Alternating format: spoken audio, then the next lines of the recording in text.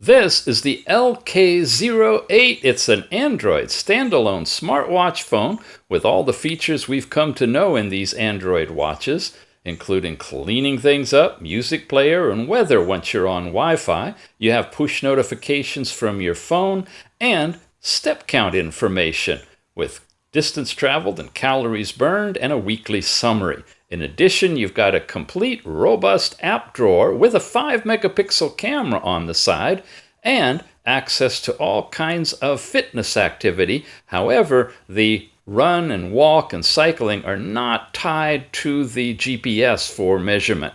We do have a workaround on that in our full video on this watch, though, so check that out. This is a really nice, robust Android 3 gigabyte RAM and 32 gigabyte storage watch with either a TPU band or a beautiful metal band available. Once again, it's the LK08. Check it out.